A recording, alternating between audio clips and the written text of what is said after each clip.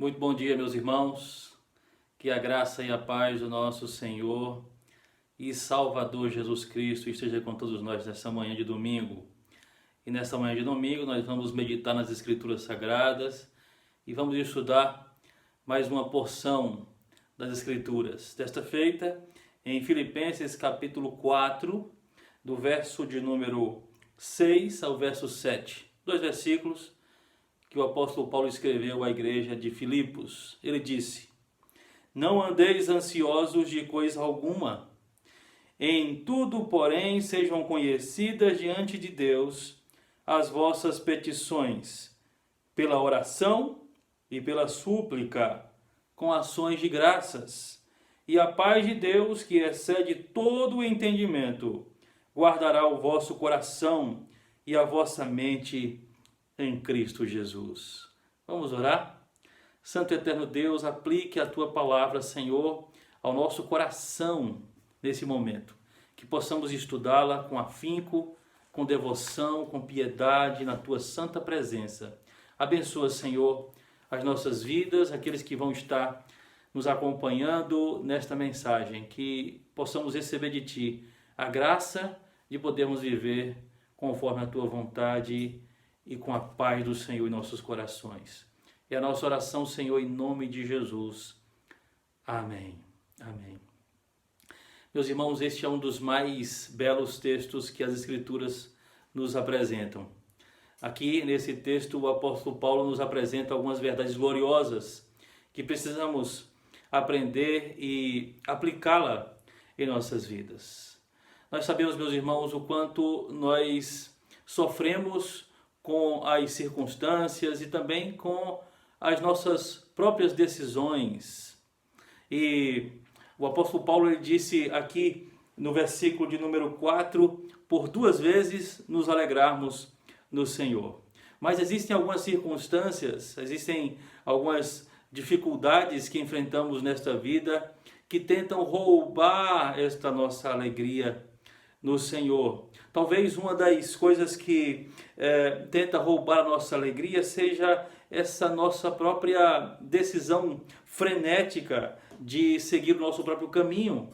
Às vezes nós tomamos decisões e insistimos nessas decisões, e essas decisões muitas vezes tentam ou provocam uma mudança abrupta em nossas vidas e ameaçam roubar a nossa alegria diante de Deus.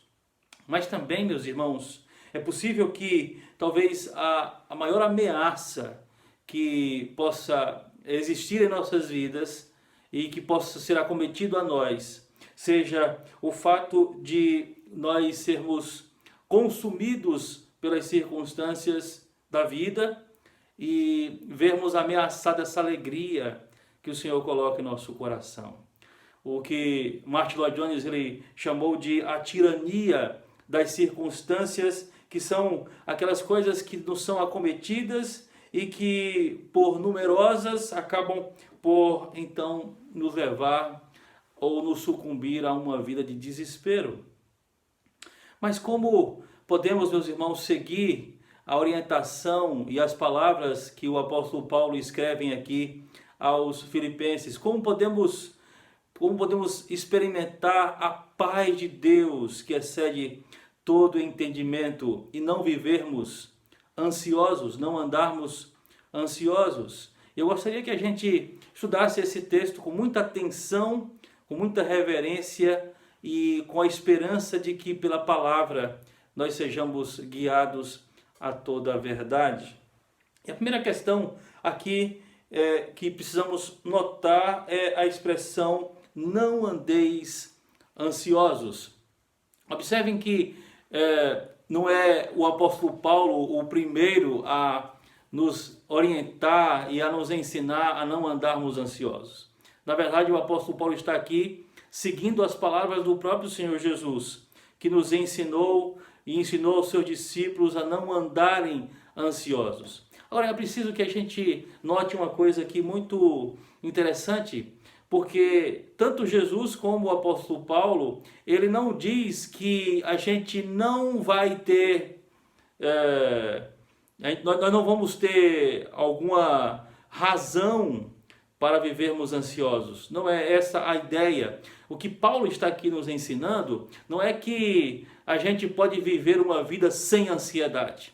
Mas o que Paulo está ensinando é que nós podemos aprender a não andar ansiosos. Ou seja, a não progredirmos nessa ansiedade ao ponto de perdermos a nossa alegria e a nossa paz em Deus.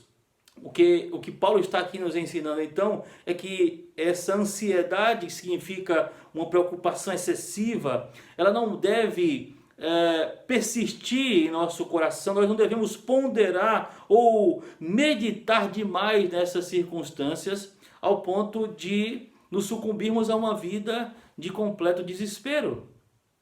A ideia aqui é que as circunstâncias à nossa volta, ou o que eu acabei de citar como a tirania das circunstâncias, elas não podem nos neutralizar ao ponto de nos impedir de fazermos o que precisamos fazer. Eu costumo usar esse exemplo quando falo sobre ansiedade, né? Por exemplo, quando nós estamos em um período de frio, como estamos vivendo agora aqui, nossa cidade, ou em nosso país, desse tempo de frio, né? Imagine você tendo que tomar banho e descobrir que a água está muito gelada, não tem como esquentar, o chuveiro queimou e você fica ali sem saber se você entra debaixo do chuveiro ou não. E uma coisa, como experiência própria, é que quanto mais você pensa se você vai ou não entrar debaixo do chuveiro, você perde a coragem e demora muito para tomar essa decisão. A ideia é que não andarmos ansiosos significa não pensarmos muito nas circunstâncias, não pensarmos demais nas coisas que estão à nossa volta, mas seguirmos avante. Essa é a ideia que o apóstolo Paulo nos apresenta aqui. Aqui, meus irmãos, também, o problema que o apóstolo Paulo aponta é que esta ansiedade, ela habita a nossa mente e no nosso coração. Vejam o que Paulo diz aqui, ele fala: e a paz de Deus, que excede todo entendimento, guardará o vosso coração e a vossa mente. Então, a ansiedade nada mais é do que uma preocupação excessiva que domina nossa mente e que também impede o nosso coração de sentir paz. Portanto, Paulo está aqui nos ensinando como, então, não andarmos ansiosos. Mas alguém pode perguntar assim: então o que Paulo ele tem a nos ensinar para não andarmos ansiosos? E alguém pode até se adiantar e dizer assim: eu tenho orado, eu continuo orando e sempre estou orando pedindo a Deus para que tire essa minha ansiedade. Mas é justamente isso que Paulo está aqui, em primeiro lugar, nos ensinando a fazer. Percebam que o que Paulo está nos ensinando não é uma teoria que está em experiência. Na verdade, Paulo está aqui ensinando o que ele próprio aprendeu com o Senhor Jesus, assim como os demais apóstolos. A oração é o primeiro antídoto para que a gente aprenda a não andar ou a não andarmos ansiosos. E observem aqui que Paulo não só fala de oração, como ele fala também de duas ou de três ações que devem então dominar o nosso coração frente às ansiedades da vida. Paulo fala aqui de oração, de súplicas e fala de ações de graças. Vamos ver cada uma delas. A primeira coisa que Paulo diz que devemos fazer é orarmos. Ele diz que nós devemos então colocar diante de Deus ou fazer conhecidas diante de Deus as nossas petições com orações, súplicas e ações de graças.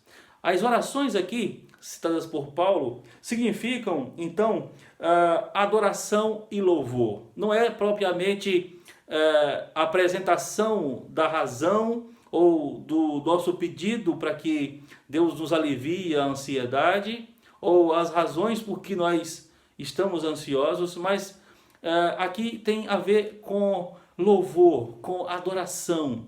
O que Paulo está nos ensinando é que diante de Deus, quando estamos ansiosos ou quando estamos andando diante da nossa vida ansiosos, nós devemos louvar primeiramente a Deus e adorá-lo. Sempre quando nós nos apresentamos diante de Deus, ou quando apresentamos as nossas queixas diante de Deus, nós não podemos nos esquecer que nós estamos diante daquele que é todo-poderoso, que tem o domínio sobre todas as coisas, que controla tudo conforme a sua vontade e pelo seu poder. E assim, diante de Deus, nós não podemos nos esquecer de louvá-lo, porque Ele é digno e Ele é merecedor de toda adoração. Mas também nós não podemos nos esquecer de que nós somos servos e de que diante de Deus nós devemos adorá-lo em todo o tempo. Então essa é a primeira coisa que Paulo ele nos orienta, que na nossa oração, primeiro possamos louvar a Deus e adorá-lo, antes de tornar as nossas petições conhecidas diante de Deus. É isso que nós devemos fazer. Mas em segundo lugar, Paulo diz que nós devemos também suplicar, fazer súplicas. E aqui, então, nós apresentamos de fato os nossos verdadeiros pedidos diante de Deus. As súplicas significam, então, a apresentação das nossas queixas e da razão por que nós estamos ansiosos. E em terceiro lugar, Paulo fala das ações de graças, nos lembrando então de que a nossa vida, por mais ansiosa que ela possa estar sendo, ela sempre tem motivos de agradecimento. Ações de graça significam a lembrança do que Deus ele já fez por nós e de que Ele continuará fazendo e não nos desamparará. Mas também as ações de graças aqui podem representar também já um agradecimento antecipado às orações que serão respondidas, às súplicas que serão respondidas. Mas talvez a mais importante aplicação que Paulo ele faz nesse texto é sobre o resultado dessas orações, dessas súplicas e dessas ações de graças. Observem que Paulo ele está aqui nos ensinando o caminho para experimentarmos a paz de Deus em nosso coração.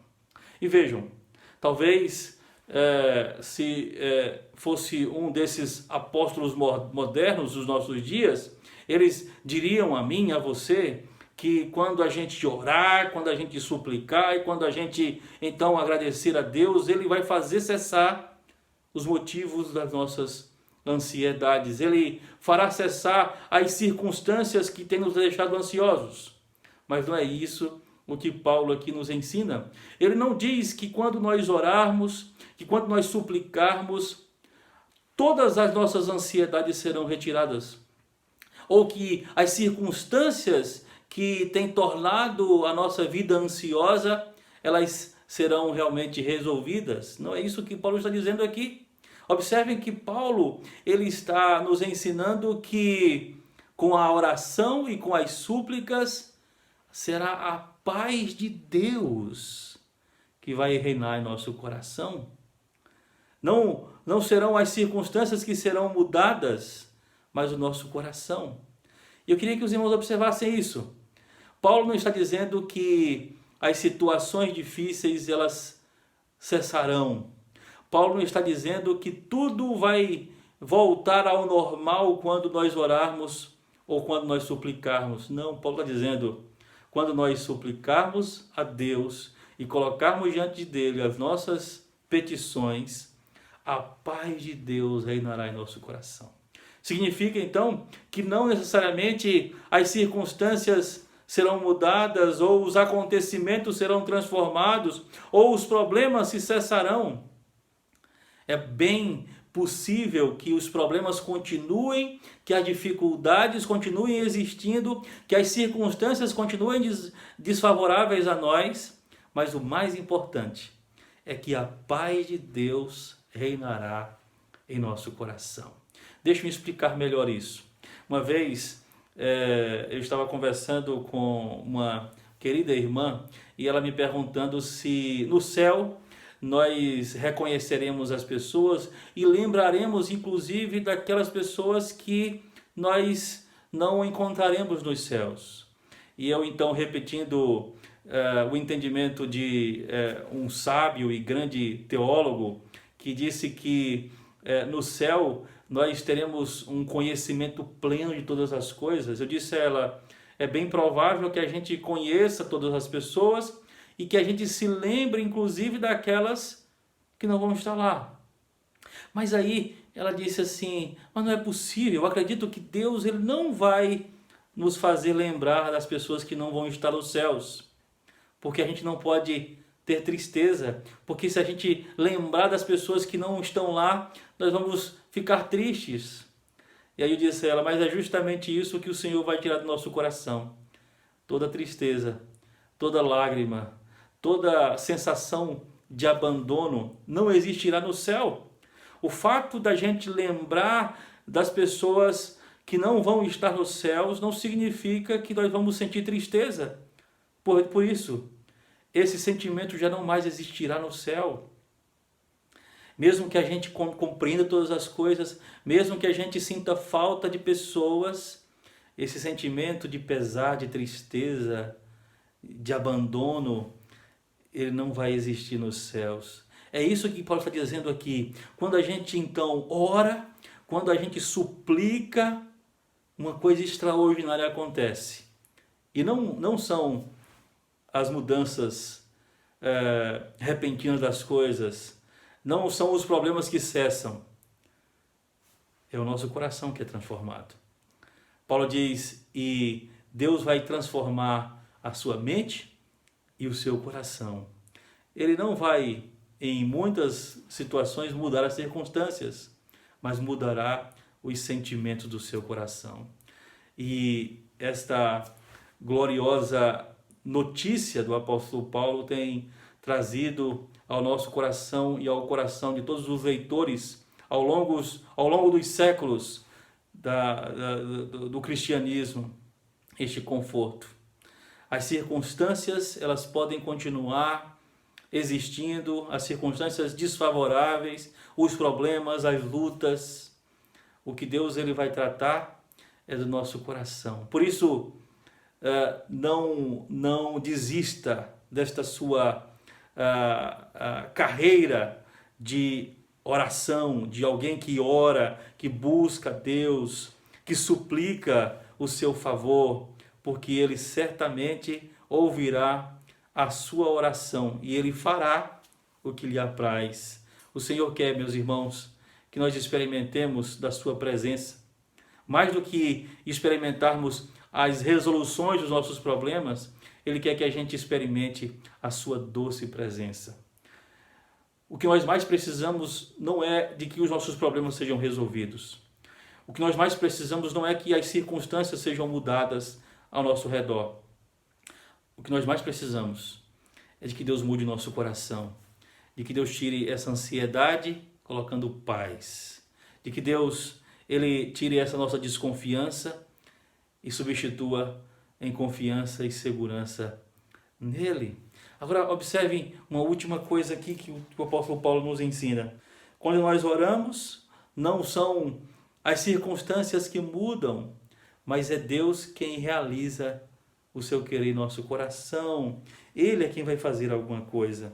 Ele é quem vai despertar o nosso coração então para uma vida completa e plena em sua presença. Nós precisamos então agradecer a Deus por tudo que Ele faz por nós e por tudo aquilo que Ele realiza conforme o seu poder que opera em nossas vidas. Observem também, por último, a expressão guardará. Ele diz aqui no versículo de número 7, e a paz de Deus que excede todo entendimento guardará o vosso coração e a vossa alma. O que vai acontecer é que esta paz de Deus, ela vai andar então em redor dos muros das torres da nossa própria vida, porque a palavra guardar aqui significa por guarda-volta. E é isso que Deus vai fazer então com a sua paz. Ele nos cercará com a sua bendita presença e com a paz que excede todo entendimento. Você já pôde experimentar essa paz? O que significa essa paz que excede todo entendimento? Significa que as pessoas elas vão olhar para você e vão dizer, mas fulano, você está vivendo tudo isso que você está vivendo, essas experiências amargas, e mesmo assim você está com um semblante tranquilo. É isso que significa exceder o entendimento. Essa é a paz que Deus coloca em nosso coração. Quando nós olhamos para as circunstâncias ao nosso redor e dizemos, por que será que eu não estou desesperado? Por que será que eu não estou aqui procurando fazer alguma coisa para resolver isso, mas estou em paz? E as pessoas vão olhar para você e vão dizer, por que que fulano está com um semblante tão tranquilo? Esta é a paz que Deus coloca no nosso coração, que excede todo o entendimento. Eu gostaria que você meditasse nesta porção das Escrituras e aprendesse com o apóstolo Paulo. Ao longo dos séculos é isso o que tem confortado os cristãos dos mais diversos problemas e das mais diferentes histórias de cristãos que sofreram, que viveram situações perturbadoras, que também experimentaram dessa parte de Deus. Que você também possa, pela oração, pela súplica, pelas ações de graças, não experimentar que os seus problemas serão totalmente resolvidos, mas experimentar a paz de Deus, que excede todo entendimento. Que Ele te abençoe neste dia, que Ele te abençoe nessa semana, e que de fato isso aconteça em sua vida em nome de Jesus. Vamos orar. Santo e eterno Deus, abençoa-nos, ó Deus, para que experimentemos esta doce paz. Como precisamos, ó Deus, como precisamos experimentar essa doce paz de Cristo, que excede todo o nosso entendimento. Faça com que, ó Deus, os que estão aflitos, necessitados, os que estão vivendo circunstâncias desfavoráveis, os que estão andando ansiosos, a experimentarem esta paz. É possível, Deus, que o Senhor mude as circunstâncias, nós não duvidamos disso. Não duvidamos de que o Senhor pode intervir em nossa história e tirar aquilo que tem nos atormentado. Mas também, ó Deus, o Senhor pode permitir que as lutas, as dificuldades continuem ao nosso redor.